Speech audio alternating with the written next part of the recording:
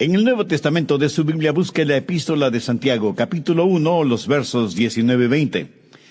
Por tanto, mis amados hermanos, todo hombre sea pronto para oír, tardo para hablar, tardo para airarse, porque la ira del hombre no obra la justicia de Dios. Pero brevemente quiero que note el verso 18. Él de su voluntad nos hizo nacer por la palabra de verdad, para que seamos primicias de sus criaturas. Este versículo habla del nuevo nacimiento que cada genuino creyente ha experimentado. Y yo confío, amigo oyente, en que usted ya haya experimentado ese nuevo nacimiento. Hoy se habla mucho acerca del nuevo nacimiento. Muchas personas dicen que han nacido de nuevo. Y una de las maneras en que usted puede decir si una persona ha nacido de nuevo es si ve un cambio radical en la forma en que esa persona vive. Permítame decir algo muy claramente. Si usted en verdad ha nacido de nuevo, su comportamiento también será nuevo. Pablo lo dice de la siguiente manera: de modo que si alguno está en Cristo, nueva criatura es. Las cosas viejas pasaron, he aquí, todas son hechas nuevas. Escúcheme, y escúcheme bien. Si su religión no ha cambiado su vida, es mejor que cambie de religión. Porque la religión bíblica, si así podemos llamarla, debe cambiar su vida. Así que Santiago 1:18 habla del nuevo nacimiento, y en el verso 19 se habla del nuevo comportamiento. Se cuenta que algunos hombres estaban hablando acerca de las nuevas traducciones de la Biblia, y uno de ellos dijo: a mí me gusta más la traducción de mi madre. Los demás le dijeron: pues no sabíamos que tu mamá era una persona tan erudita. ¿Cómo traduce ella la Biblia? Y el hombre contestó: mi madre traduce la Biblia en el vivir cotidiano. Todos se quedaron en silencio, pensativos, y yo creo que todos necesitamos traducir la Biblia en nuestras acciones diarias. Santiago habla acerca de 3 áreas pertinentes de nuestro comportamiento. Son instrucciones que el apóstol nos da porque somos nacidos de nuevo. Veamos otra vez el verso 19. Por esto, mis amados hermanos, todo hombre sea pronto para oír, o sea, sintonícese, tardo para hablar. Eso quiere decir, baje la voz. Tardo para airarse, lo cual quiere decir, sea agradable. Así que veamos primero, sintonícese, pronto para oír, listo para escuchar lo que Dios tiene que decirnos individualmente. Parece que algunas personas son completamente sordas o que escuchan solo lo que les conviene y no oyen la voz de Dios porque sus oídos espirituales están fuera de sintonía. La Biblia dice que debemos ser prontos para escuchar, pero no dice que debemos escuchar todo lo que se dice. Hay cosas que no debemos oírlas. En Marcos 4:24 leemos: mirad lo que oís. Usted no necesita oír todo lo que se dice. Usted no necesita hacer de sus oídos tarros de basura en donde todo el mundo bota sus chismes y sus habladurías. Usted no necesita escuchar cada filosofía humanista y pagana. Por eso Jesús dijo: mirad lo que oís. Cuando Santiago habla de ser prontos para oír, ¿qué quiere decir? Que hay que ser rápidos para captar los impulsos del Espíritu Santo, rápidos en escuchar la palabra de Dios, rápidos en oír la voz de Dios. ¿Está usted listo para oír la voz de Dios este momento? El problema con mucha gente es que no está escuchando. No es que Dios no esté hablando. El problema es que nosotros no estamos escuchando. Dios nos habla por medio de su palabra, la Biblia. ¿Tiene usted una Biblia? ¿La lee? ¿La conoce? ¿La estudia y medita en ella? Si su respuesta es no a estas preguntas, ¿por qué no? Usted dice ser cristiano. La Biblia es la palabra de Dios para usted. Por lo tanto, no es paradójico que usted quiere conocer la voluntad de Dios, pero no lee su palabra ni su corazón está listo para escuchar su voz. Tengo aquí 5 preguntas que quiero que se las haga a usted mismo. Primera, ¿hay una lección que debo aprender? Segunda, ¿hay una bendición que debo disfrutar? Tercera, Hay un mandamiento que debo obedecer. Cuarta, hay un pecado que debo evitar. Y quinta, hay una verdad que debo llevar y compartir. Verá, Dios me ha llamado a mí para predicar. Y no lo digo por vanidad ni orgullo. Dios me ha dado la habilidad y la sabiduría espiritual para predicar su palabra. Si no fuera así, yo sería un usurpador de una extraordinaria responsabilidad a la que Dios me ha llamado. Y la Biblia me dice que debo ser sumamente cuidadoso con lo que predico. El apóstol Pedro dijo, si alguno habla, hable conforme a la palabra de Dios. Pero así como es mi responsabilidad el hablar conforme a la palabra de Dios, es su responsabilidad, amigo oyente, el estar preparado para escuchar el mensaje de la palabra de Dios. Tengo el derecho de esperar que usted esté preparado para oír, así como usted tiene el derecho de esperar el que yo esté preparado para predicar. ¿No le parece?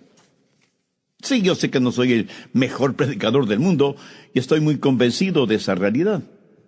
Sé que hay muchos otros siervos predicadores que son verdaderos eruditos bíblicos, pero escúcheme, aunque sé que otros pueden predicar mejor que yo, nadie, absolutamente nadie puede predicar un mejor evangelio, porque el evangelio es uno solo. Y si alguien cree el evangelio de los falsos maestros, pastores y profetas, la Biblia dice, sea anatema. Dios habla por medio de las Escrituras. Dios habla por medio de mensajes como este que está escuchando. Dios habla por medio de su Espíritu Santo. Por eso la Biblia dice, el que tenga oídos para oír, oiga. Muchos no han aprendido a estar quietos y a escuchar lo que Dios diga en los momentos de meditación, de devociones personales. Ahora tengo una advertencia.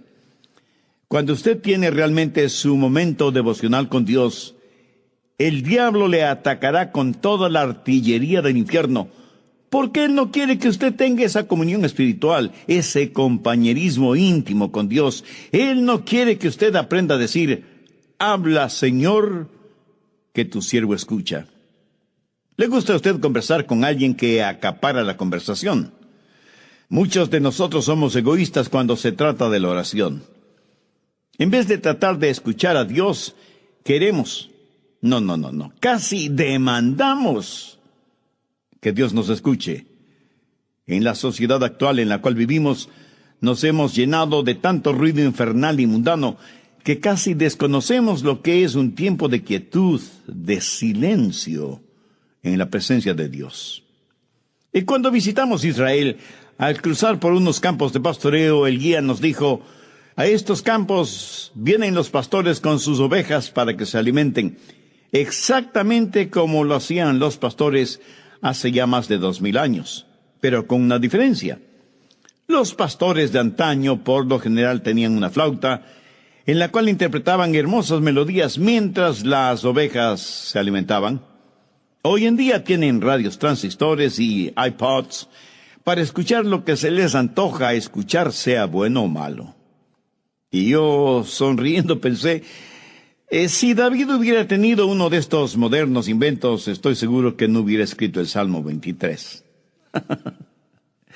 Santiago, en primer lugar, nos dice que el nuevo nacimiento da como resultado un nuevo comportamiento, que debemos estar sintonizados a la voz de Dios y que debemos ser prontos para oír. En segundo lugar, dice que debemos ser tardos para hablar. No solo que debemos estar sintonizados, sino que debemos pensar antes de hablar. ¿Por qué?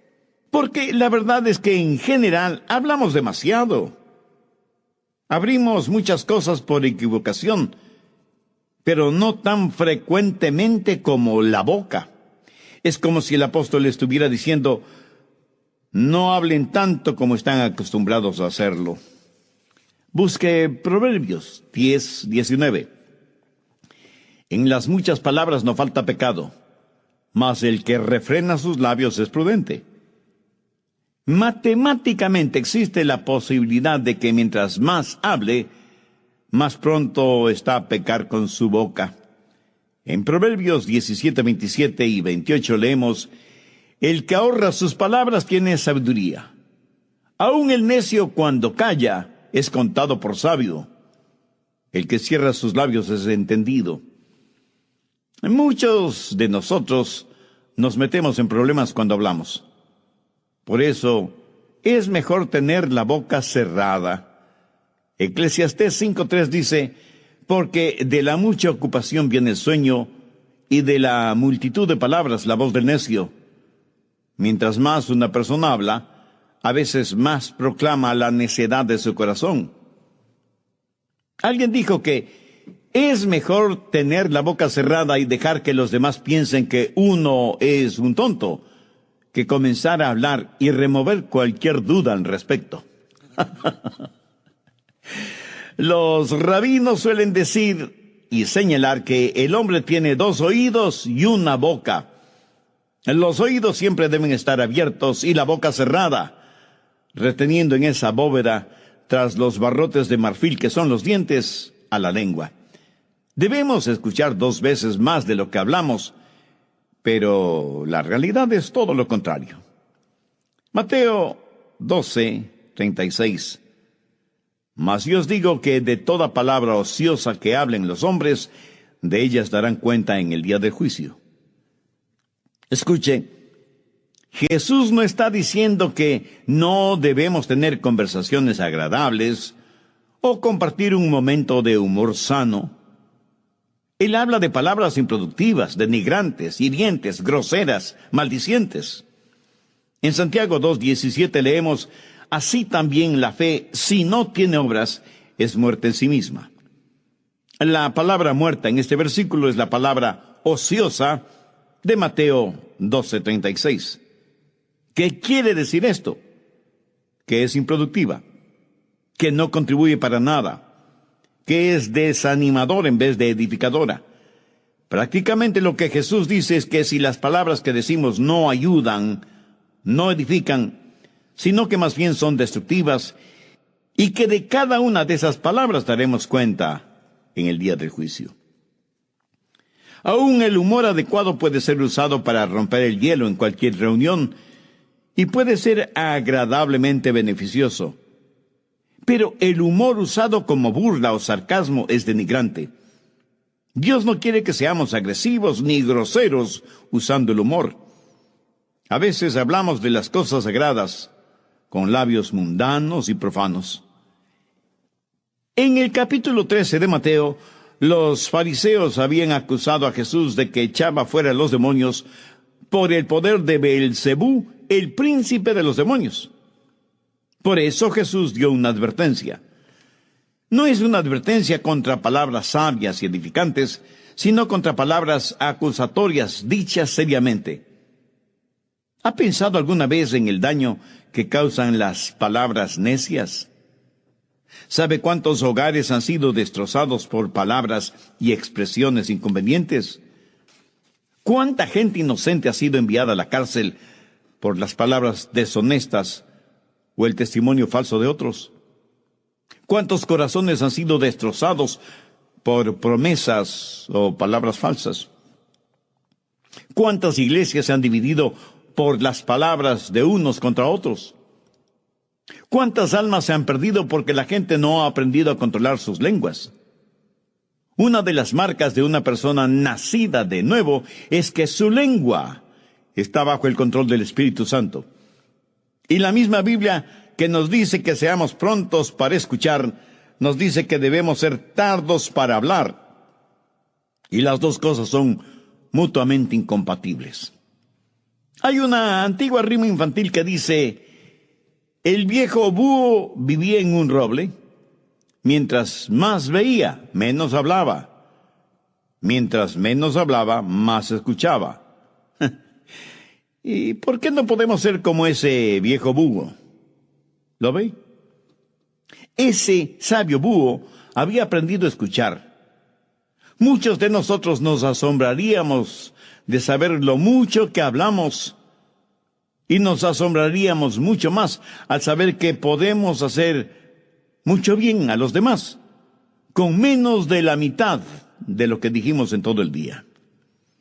Salmo 141:3. Pon guarda a mi boca, oh Jehová, Guarda la puerta de mis labios. Esta es una sabia manera de pedir ayuda a Dios para controlar sus palabras, de estar consciente de las cosas que dice. Entonces, Santiago hace énfasis en que las marcas de un nuevo cristiano son, primero, el que haya nacido de nuevo; segundo, que sea pronto para escuchar; y tercero, que sea tardo para hablar y para airarse. No solo debe estar en sintonía y bajar la voz, sino que debe ser agradable. Y el ser agradable no es más que la suma, el amalgamiento de las dos primeras características. Cuando una persona comienza a escuchar más y hablar menos, afecta su temperamento porque aprende a controlar su corazón. Porque cuando sus pensamientos son controlados y su lengua es controlada, entonces su temperamento es controlado. Por eso Santiago dice que debemos ser lentos para la ira. Tal vez los jovencitos modernos no sepan lo que ira significa. Sencillamente significa perder control de su temperamento. Por eso la advertencia de ser lentos para airarse. Nunca debemos perder nuestro temperamento. Pero ¿sabe una cosa? En verdad no es que perdemos nuestro temperamento, más bien lo encontramos. La Biblia nos dice que nunca debemos enojarnos. Y quiero que entienda esto muy claramente. Veamos lo que dice Efesios 4:26. Airaos, pero no pequéis. Es pecado cuando su enojo se transforma en ira. Jesús se enojó, pero no pecó. Algunos piensan que Jesús nunca se enojó. Algunos piensan de él como si hubiera sido un robot espiritual, con leche en vez de sangre en sus venas. Jesús, el Dios hombre y el hombre Dios, se enojó. Busque Marcos 3:5. Entonces, mirándoles alrededor con enojo, entristecido por la dureza de sus corazones, dijo al hombre: extiende tu mano. Y él la extendió, y la mano le fue restaurada, sana. ¿Lo notó? Lo que enojó a Jesús fue la dureza del corazón de ellos frente al dolor y la necesidad de otros seres humanos. Ahora escúcheme muy atentamente. Algo no está bien con usted si es que algunas cosas no le enojan. Pero tenga cuidado. La Biblia dice: airaos, pero no pequéis. Y el apóstol Santiago dice que debemos ser lentos para la ira, porque en general es muy fácil para nosotros el hacer desaparecer los límites de una indignación justa con nuestras irritaciones personales. Recuerde que la ira de los hombres no obra la justicia de Dios, porque nuestras iras son irracionales, y aquello que es irracional no puede jamás ser justo. Solo Dios es justo. Su justicia demanda el castigo de nuestros pecados, pero su amor nos redime y protege. Somos criaturas que todo lo racionalizamos. A nuestros viles temperamentos los llamamos indignación santa. ¿Sabía que usted puede ser bueno y malo, malo y bueno al mismo tiempo? Veamos esto de bueno y malo. Asegúrese de que los siguientes 3 elementos estén presentes. Primero, que su enojo sea por una razón justa. Verá, por lo general nos enojamos cuando nos empujan, o cuando creemos que nuestros derechos no son quitados, o cuando alguien nos ofende, o alguien se mete bravuconamente delante de nosotros en una fila. Ah, cómo nos enojan esas cosas, ¿verdad? Ahora, aunque en la Biblia leemos que Jesús se enojó, su enojo siempre fue justificado.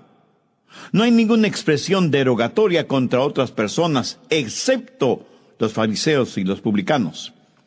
Pero cuando Jesús en forma personal fue maltratado, insultado, golpeado y finalmente crucificado, jamás pronunció una palabra de enojo. Más bien desde la cruz dijo a su Padre que perdonara a aquellos que le hicieron lo que le hicieron, porque no sabían lo que hacían. La mayoría de nosotros nos enojamos cuando alguien nos hace daño. Jesús se enojó cuando vio sufrir a otros seres humanos. Cuando usted se enoje, asegúrese de que su enojo es justo y por la razón adecuada. Segundo, que su enojo sea por una causa justa. Jesús, por lo general, no se enojó con los individuos porque él amaba a las personas. Jesús se enojó contra instituciones y ritos y pecados, no contra el pecador. Usted puede enojarse por el daño que le han hecho, pero no contra quienes le hicieron ese daño. Pero eso es exactamente lo que hacemos. Nos enojamos con las personas. Y si bien es cierto que Jesús se enojó frente a corazones endurecidos y demostró físicamente su enojo contra los que habían hecho de la casa de su padre un mercado de ladrones, sin embargo, él fue compasivo y tierno con aquellos que estaban esclavizados por sus pecados. Tanto es así que le llamaron amigo de pecadores. Permítame decir algo a los jóvenes predicadores que seguramente están escuchando este programa. Espero que en sus ministerios ustedes prediquen contra el licor, drogas, pornografía, homosexualismo y todo lo demás, pero que lo hagan con firmeza y con convicción, no carente de compasión. Prediquen firmemente, contundentemente contra el pecado, pero amen profundamente al pecador. Enójese, sienta iras contra el pecado, pero ame sin restricciones al pecador. Porque eso es exactamente lo que el Señor Jesucristo hizo, y nosotros, si somos hijos suyos, no debemos hacer menos. Jesús se enojó por la razón justa y por la causa correcta. En tercer lugar, se enojó de la manera adecuada. Su enojo le hizo parte de la solución, sin agrandar más el problema. Mi amigo, cuando usted pierde su temperamento, de ninguna manera podrá ser parte de la solución, sino que se vuelve parte del problema. Recuerde que, como dice Santiago, la ira del hombre no obra la justicia de Dios. Cuando es el enojo de Dios, cuando el enojo es santo, entonces la justicia de Dios hará su obra. Es mejor aprender que cuando levantamos nuestra voz, también debemos levantar nuestras manos y hacer algo acerca de la situación. No se requiere ser muy inteligente para criticar. Cualquiera puede hacerlo. La Biblia dice que debemos ser lentos para la ira.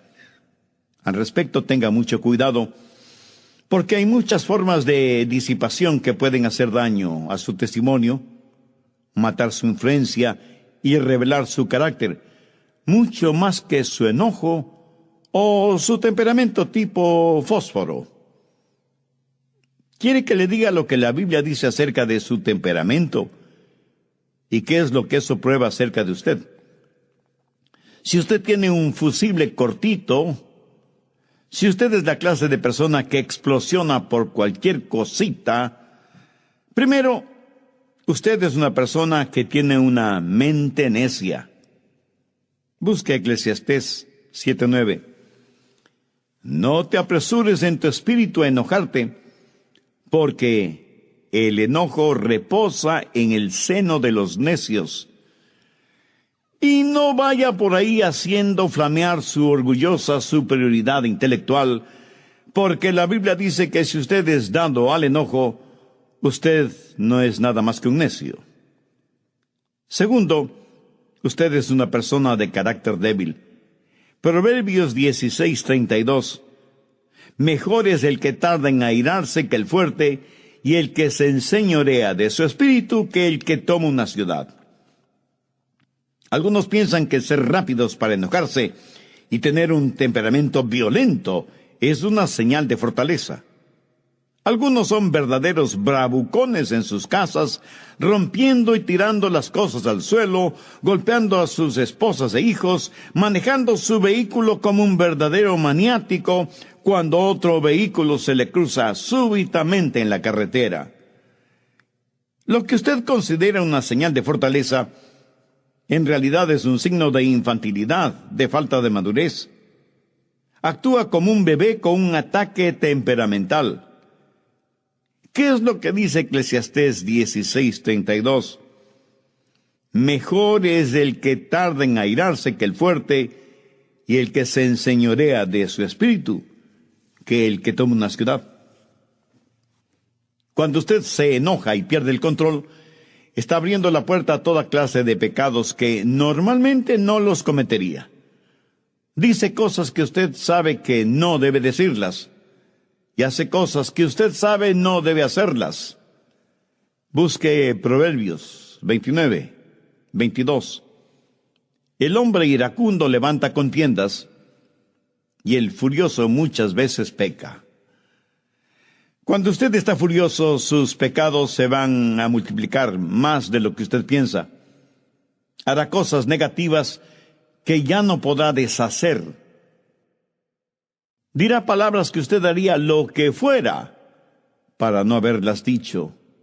El momento que usted pierde su ecuanimidad mental, pierde el control de sus palabras y de sus acciones. Pero esto no le disculpa ni justifica delante de Dios. El hombre iracundo levanta contiendas y el furioso muchas veces peca. Alguien dijo que el enojo es como una piedra lanzada contra un nido de avispas. La analogía es clara y contundente. Sea iracundo y furioso, y se verá atacado por toda clase de pecados o transgresiones. Ahora, ¿cómo enfrentar, cómo manejar el enojo? Pues empiece tratándolo como lo que es: pecado. ¿Sabe que algunas personas se enorgullecen de su temperamento volátil? Y no solo que se enorgullecen, sino que lo razonan, lo justifican y dicen: es que todos en nuestra familia somos pelirrojos. Mi amigo, es un mito científico aquello que el color del cabello determine el temperamento. Otros, en cambio, dicen: mi carácter es hereditario, lo temperamental lo heredé de mi padre. Eso puede ser cierto si es que su padre es el diablo. Y unos cuantos más dicen: mis explosiones temperamentales son muy rápidas, me calmo casi enseguida. Un hombre con una subametralladora dispara indiscriminadamente contra una multitud. Ese acto dura solo unos segundos, pero ha dejado muertos y heridos. Y no solo se ha perdido vidas humanas, sino que muchos hogares quedan destrozados. Tratamos de razonar, justificar nuestro enojo, nuestro temperamento. A veces hasta lo minimizamos y hacemos bromas como si fuera algo gracioso. El enojo no es una debilidad, es una maldad. Un temperamento violento tiene que ser visto como un temperamento vil. Y aunque usted no lo crea, lo que usted dice y actúa bajo la influencia de su enojo y su temperamento volátil, eso es lo que usted es. Porque todo esto que está dentro de usted sale a la superficie. ¿Quiere saber lo que hay en su corazón? Pues ponga atención a lo que dice y hace en un momento de enojo. Si usted está lleno de Jesús, Jesús le saldrá hasta por los poros de la piel. Y permítame decirle algo más. Usted no puede juzgar a una persona por lo que es, por sus acciones, porque esa persona puede haber planificado esas acciones. Pero mire sus reacciones a las cosas que no ha planificado, y usted sabrá con toda certeza de qué está llena esa persona. La única manera de controlar un temperamento descontrolado es teniendo el corazón lleno de Jesucristo. Como usted ya se habrá dado cuenta, Santiago es eminentemente práctico al aconsejar. Y aquí encontramos una pequeña pero fuerte cadena de 3 eslabones: sintonizar, bajar la voz y será agradable. Verá, cuando comienzo a escuchar, cuando dejo de monopolizar la conversación, entonces aprendo a controlar mi temperamento, porque mis pensamientos y mis palabras tienen una forma de animar mi espíritu. ¿Sabía que usted puede animar a su espíritu con sus propias palabras? ¿Sabe que cuando verbaliza cosas buenas, usted se siente bien? Y que cuando verbaliza cosas negativas, usted se siente mal. Muchos de ustedes, si tienen la tendencia a argumentar con su cónyuge, por lo menos sea cuidadoso o cuidadosa con sus palabras. Se sorprendería al saber cómo sus palabras controlan su espíritu. Muchas veces hablamos sin pensar, pero después de que hemos dicho ciertas palabras, tenemos la tendencia a vivir esas cosas. Veamos lo que dice Proverbios 15:1. La blanda respuesta quita la ira, mas la palabra áspera hace subir el furor. Así que cuando escucha más y habla menos, descubrirá que tiene más control sobre su espíritu. Una palabra descomedida puede empezar un pleito. Una palabra cruel puede arruinar una vida. Una palabra amarga puede inyectar veneno. Una palabra brutal puede aniquilar una vida. Una palabra comedida será como un remedio. Una palabra gozosa puede iluminar el día. Una palabra a tiempo puede sanar heridas.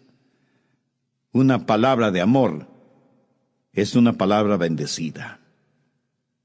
Y todo esto es posible porque hemos nacido de nuevo. Todo es posible por medio del Señor Jesucristo. Mi amigo, escúcheme. Jesucristo no vino para hacernos personas buenitas. Él vino para hacernos nuevas criaturas. Y estas cosas de las que habla Santiago son los frutos de una persona nacida de nuevo. ¿Ha nacido usted de nuevo? ¿Ha recibido a Cristo en su corazón como Salvador y Señor? El que usted trate de controlar por usted mismo su temperamento es como si usted estuviera tratando de controlar un barril de pólvora en el infierno, o como tratar de controlar su lengua con pegamento, o sus pensamientos sin el Espíritu Santo. Entonces, primero, usted necesita una nueva naturaleza, necesita nacer de nuevo. Dios le ama y tiene un plan para su vida. Jesús está llamando a la puerta de su corazón porque quiere darle nueva vida y hacerle una nueva criatura. Hace años en el río Mississippi, uno de sus puentes debía ser levantado para permitir el paso de los barcos. El hombre que estaba a cargo de ese puente tenía un trabajo muy importante: mover palancas, girar manijas, apretar botones para poner en funcionamiento los engranajes del puente para levantarlo y bajarlo nuevamente. El puente se movía sobre sus enormes bisagras para permitir el paso de barcos. Luego el encargado bajaba el puente para permitir el paso de los vehículos y los peatones. Un día el hombre trajo a su hijito, quien quería ver qué es lo que hacía su papá y cómo es que el puente trabajaba.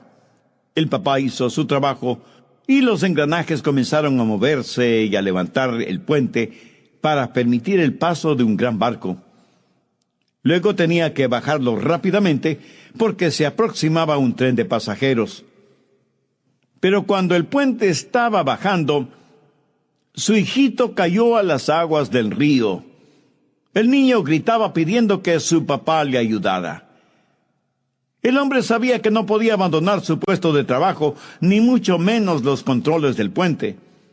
Si lo hacía así, el tren de pasajeros que se acercaba se descarrilaría y se hundiría en el río con toda su carga humana, y cientos de personas morirían ahogadas y sepultadas en los vagones del tren.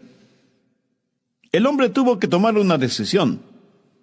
Se quedó en los controles, bajando el puente para que el tren pudiera pasar con seguridad, mientras con el corazón destrozado veía a su pequeño hijo desaparecer en las aguas del río. Nunca encontraron el cadáver del niño.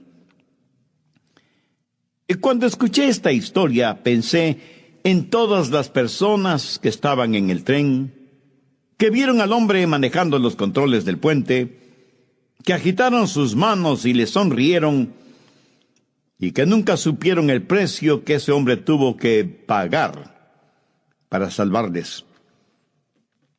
Espero que usted no haga eso con Dios, agitar la mano y sonreírle. Quiero que sepa que Dios puso a su Hijo Jesucristo en la cruz para que usted pueda cruzar con seguridad de la tierra al cielo. Quiero que sepa que Dios ama de tal manera al mundo, y aquí estamos usted y yo incluidos, que dio a su Hijo unigénito para que pagara el precio de la culpa de sus pecados. No los de Jesús, porque Él nunca pecó, sino sus pecados. Para que usted sea salvo, si deposita su fe y su confianza en Él. Dios le ama y quiere salvarle, y por eso le ha permitido a usted escuchar este mensaje, y a mí me ha permitido el comunicárselo. Si usted recibe al Señor Jesucristo como su Salvador, Él le perdonará sus pecados, vendrá a morar en su corazón por medio del Espíritu Santo, le dará una nueva naturaleza, y un día le llevará al cielo para que siempre esté con Él. Mientras tanto, pídale que Él le ayude a ser la clase de persona que Él quiere que usted sea. Pídale que le haga un instrumento útil y de bendición en sus manos, y nunca se avergüence de Él o de su palabra. Y agradezca todo esto en el nombre del Señor Jesucristo.